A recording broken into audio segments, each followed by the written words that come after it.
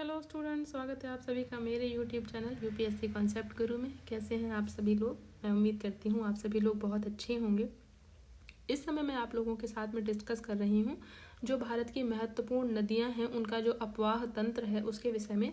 सुबह मैंने आप लोगों के साथ में एक वीडियो शेयर करी थी जिसमें मैंने डिस्कस किया था गंगा नदी का अपवाह तंत्र, जिसको मैंने पूरा अच्छे से डिटेल में डिस्कस किया था। अगर आप लोगों ने वीडियो नहीं देखी है तो आप लोग प्लीज़ जाकर के वो वीडियो देख लीजिए। और अभी मैं आपके साथ में डिस्कस करने वाली हूँ ब्रह्मपुत्र नदी अपवाह तंत्र के विषय में। आइए स्टार्ट करते हैं हम अपने इस नदी के बारे में। इसका जो उद्गम है ये होता है चेमयुंगडुंग ग्लेशियर, जो कि है कैलाश में। ये है हमारा चेमयुंगडुंग ग्लेशियर जो पड़ता है कैलाश में। बात करते हैं इसके बारे में। ये देखिए, यहाँ से ये मैंने मैप में बना करके आपके साथ में दिखाया है। ये यहाँ से निकलती है, जो कैलाश रेंज है, यहाँ चेमयुंगडुंग ग्लेशियर या फिर आंगसी ग्लेशियर, दोनों इसी के नाम हैं। यहाँ से ये निकलती है और ये अरुणाचल प्रदेश से भारत में प्रवेश करती है। तो ये नदी जहाँ से इसका उद्गम होता है वहाँ पे इसको बोलते हैं यारलुंग सांगपो। इसका नाम यहाँ से लेकर के यहाँ तक रहता है यारलुंग सांगपो। जैसे ही ये भारत में प्रवेश करती है अरुणाचल प्रदेश के थ्रू, तो इसका नाम बदल जाता है, फिर इसको बोलते हैं ब्रह्मपुत्र। भारत में प्रवेश के बाद इसका नाम ब्रह्मपुत्र हो जाता है। यहाँ पे एक जो अरुणाचल प्रदेश का एक योंगयाब दर्रा है। कौन सा दर्रा है? योंगयाब दर्रा या फिर नामचा बारवा पर्वत। तो ये यहाँ से प्रवेश करती है भारत में, और इस नदी को ये यहाँ से होते हुए आसाम माजुली द्वीप के आसपास से नीचे से निकलती है। आसाम का सौरो भी इसको कहते हैं, सौरो ऑफ आसाम या फिर आसाम का शोक भी इसको कहते हैं इस नदी को। इसका हम जो अपवाह तंत्र है उसको मैंने डायग्राम के थ्रू समझाया है। आप ये डिस्कस कर लेते हैं आपके साथ में। ये जो नदी है हमारी, ये है ब्रह्मपुत्र नदी, ठीक है। ये हमारी मेन स्ट्रीम है, ये आपको दिख रही होगी, ये है ब्रह्मपुत्र नदी। इसमें जो सबसे पहली हम लेफ्ट बैंक ट्रिब्यूटरीज के बारे में बात कर लेते हैं। तो इसमें जो पहली हमारी नदी है जो इसमें आकर के मिलती है वो है दिहांग दिवांग, इसी के नाम है दिहांग और दिवांग। दूसरी है हमारी लोहित नदी। थर्ड है हमारी बूढ़ी दिहिंग नाम की नदी। फिर उसके बाद में अगली नदी इसमें आकर के मिलती है धनश्री।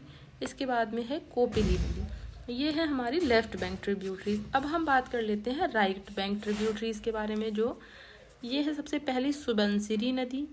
इसके बाद में नेक्स्ट है कामेंग नदी। थर्ड हमारी इसमें आकर के मिलती है मानस रिवर।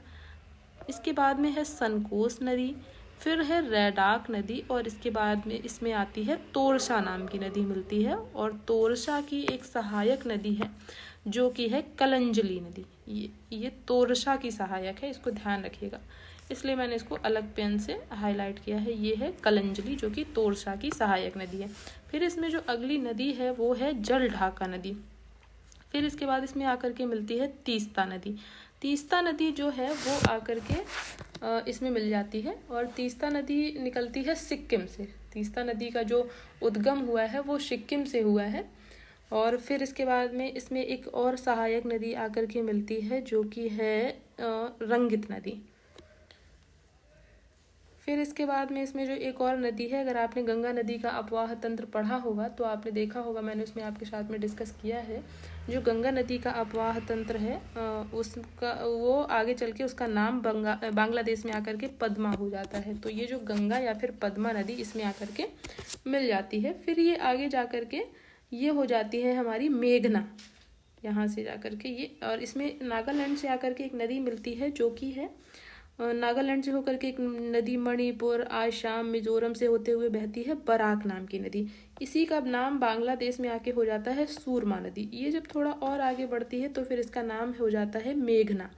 ये मेघना आकर के इसमें यहाँ पे आकर के पद्मा में मिल जाती है, और फिर इसके बाद में ये बंगाल की खाड़ी में जाकर के गिर जाती है, जैसे कि आप इसमें देख रहे होंगे। इसमें मुझे कुछ एडिशनल आपको बताना था। एक में मैं थोड़ा सा मुझे कन्फ्यूज़न हो गया है। ये रंगित नहीं, तीस्ता नदी जो है हमारी, तीस्ता के बारे में कुछ एडिशनल है चीज़ें, जानकारी, जो आप चाहें तो नोट कर लीजिए, नहीं तो मैं यहीं पे लिख देती हूँ। ये निकलती है जेमू ग्लेशियर से, जेमू ग्लेशियर सिक्किम से, जेमू ग्लेशियर, या फिर इसको कभी कभी इसको जेमू ग्लेशियर के बजाय इसका नाम पूछ लेते हैं, सोलामू झील है, सोलामू झील। ये जो है ये इंडिया की हाईएस्ट लेक है, ये हाईएस्ट लेक है, हाईएस्ट है। और ये क्या है, ये है सिक्किम, सिक्किम से निकलती है। तो ये आपको ध्यान रखना है तीस्ता नदी के बारे में, क्योंकि तीस्ता एक महत्वपूर्ण नदी है, कभी कभी इसके एडिशनल जानकारी भी पूछ लेते हैं। तो जो तीस्ता है वो निकलती है जेमू ग्लेशियर से, सोलामू झील से या फिर सिक्किम से, ठीक है। सो ये हमारा जो ये नदी तंत्र है ये हो गया है पूरा। और अगर आप लोगों ने पुरानी वीडियोस नहीं देखी हैं, अगर आपने गंगा नदी तंत्र वाली वीडियो नहीं देखी है तो आप लोग वो जा कर के देख सकते हैं। और उसको मैंने बहुत अच्छे से समझाया है, पूरा उत्तराखंड से आकर के जितने भी ग्लेशियर्स उससे रिलेटेड हैं मैंने वो सारे डिस्कस किए हैं। और इसके बाद में उसको पूरा जो उसकी सबसे बड़ी जो महत्वपूर्ण सहायक नदी है यमुना, मैंने यमुना के बारे में भी पूरा अच्छे से समझाया है उसमें। और बाकी सारी जो छोटी छोटी नदियां हैं उनकी भी सहायक नदी है, मैंने उसके बारे में डिस्कस किया है पूरा, मैंने बहुत अच्छे से उसको समझाया। अगर आप लोगों ने वो वीडियो नहीं देखी तो प्लीज़ आप लोग जा करके वो वीडियो देख सकते हैं। और फिर मुझे कमेंट्स करके भी बताइएगा आपको वीडियो कैसी लगी।